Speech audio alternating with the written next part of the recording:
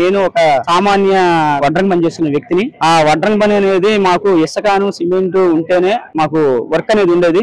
గతంలో అయితే జగన్మోహన్ రెడ్డి గారి ప్రభుత్వంలో అయితే మాకు ఇసుక అనేది ఆపి చాలా ఇబ్బంది పెట్టారు.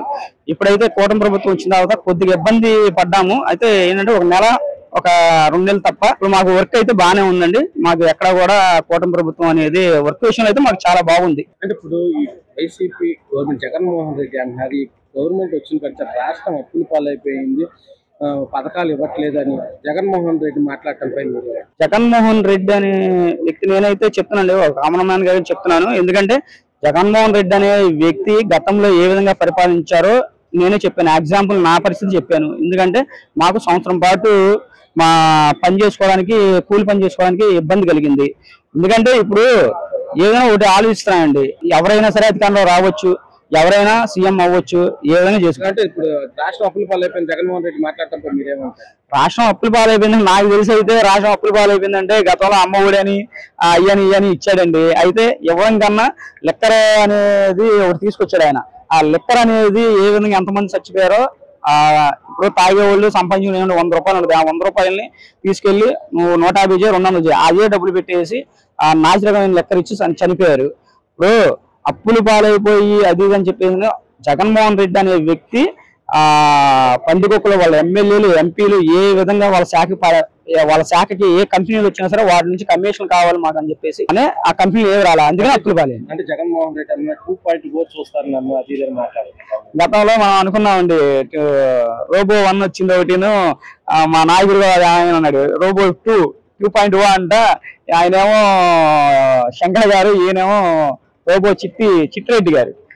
ఏంటంటే దాన్ని ఏమి చేయట్లేదు. కాకపోతే ఏంటంటే 2.0 లేరు, మేము 170 సీట్లు గెలుస్తాం, ఇలాంటి మాటలు మానాలి. ఎందుకంటే వాస్తవంగా ప్రజలకు ఏం చేయగలిగితే అదే చెప్పాలి. అంతేగాని 2.0 వచ్చాను, రాష్ట్ర ప్రజలు మళ్ళీ నన్ను విశ్వసిస్తారనేది జగన్మోహన్ రెడ్డిని అయితే విశ్వసించారని నాకైతే తెలుసు. అంటే మళ్ళీ వస్తాను 30 సంవత్సరాలు ఉంటాను నేను, అది 30 సంవత్సరాలు ఉండొచ్చండి. ఎందుకంటే మీరు ఏకాభిప్రాయాలు తీసుకోకుండా అందరం కలుపుకొని వెళ్ళి అభిప్రాయాలు తీసుకొని రాష్ట్ర ప్రజలకు ఉపయోగపడే విధంగా పథకాలు తీసి వాళ్ళకి నిజంగా రాష్ట్ర అభివృద్ధికి మీరు పాటు పెడితే ఎవరైనా మీకు 30 సంవత్సరాలు కాదు 60 సంవత్సరాలు అధికారం ఇస్తారు. అంతేగాని నేనే ఈ మొత్తానికి కూడా నేనే లీడర్ని, నేను చెప్పిందే శాసనం, నేను చెప్పింది నడవాలి ఈ ఆంధ్ర రాష్ట్ర ప్రజలు అంటే ఎవరు ఊరుకోరు సార్. మీరు ఒక సామాన్య వ్యక్తి నుంచి కాదు, మీరు పెద్ద నుంచి కూడా ఒకటే గుర్తుపెట్టుకోవాలి, సామాన్య వ్యక్తికి మీరు ఏదైనా దెబ్బతీశారంటే అటువంటి వ్యక్తులు ఎవరిని కూడా ఉపేక్షించరు, కనీసం మిమ్మల్ని ఎమ్మెల్యే కూడా గెలిపించరు అనమాట. గత ప్రభుత్వంలో మనం చూసాం, అకారణంగా ఇప్పుడు జగన్మోహన్ రెడ్డి ఇల్లు కట్టుకోవడానికి అంటే ఒక ఏనుగు పాదం మోపితే చలిచేవాళ్ళు చచ్చిపోయినట్టుగా జనాలందరూ ఇల్లు ఓడబీకాడు. అక్కడ తాడేపల్లిలో ఎంతో మంది ఇళ్లను ఖాళీ చేయించి తెరవేశాడు. ఆఖరికి ఆయన గవర్నమెంట్ లో వాలంటరీగా పనిచేసే ఒక ఆవిడ వాళ్ళ అన్నయ్య వాళ్ళు ఎదిరించారు, మా ఇల్లు మేము ఖాళీ చేయం, మేము ఎక్కడికి వెళ్తాం, మా సొంత ఇల్లుని వదిలిపెట్టని చెప్పని. వాళ్ళని ఆ రోజు రాత్రికే ఆ అబ్బాయిని చంపేసేశారు. అడిగిన ఆ అమ్మాయికి దిక్కుముక్కు లేకుండా చేశారు. ఆ అమ్మాయి పవన్ కళ్యాణ్ గారిని కలిసి జనసేన పార్టీకి వచ్చి ఆ గడప తొక్కి మొరబెట్టుకుంది కన్నీళ్లతో. ఆయన పవన్ కళ్యాణ్ గారు ఆవిడకి అభయం ఇచ్చారు. ఆ గవర్నమెంట్ లో జరిగిన దాంతో పోల్చుకుంటే ఈ గవర్నమెంట్ లో జరిగేది దుష్ట శిక్షణ, శిష్ట రక్షణ. అంటే ఇప్పుడు వైసీపీ వాళ్ళు అంటున్నారు కొంచెం మంది కావాలని రెడ్ బుక్ పరిపాలన సాగుతుంది, రాష్ట్ర కష్ట సాధింపులు చేస్తున్నారు, అది దాని మీద ఒకటి సార్, రెడ్ బుక్ పరిపాలన అనేది లేదండి. చెప్తున్నాం కదా, తప్పు చేసిన ప్రతి ఒక్కడు శిక్షింపబడతాడు. అది ఏ ప్రభుత్వం అనేది కాదు, దేవుడు కూడా శిక్షిస్తాడు. ఎంతో మందిని ఈరోజు మనం చూస్తా ఉన్నాం. ఇప్పుడు ఒక ముఖ్యమంత్రిని అరెస్ట్ చేయాలంటే ఎన్ని నిబంధనలు పాటించాలి?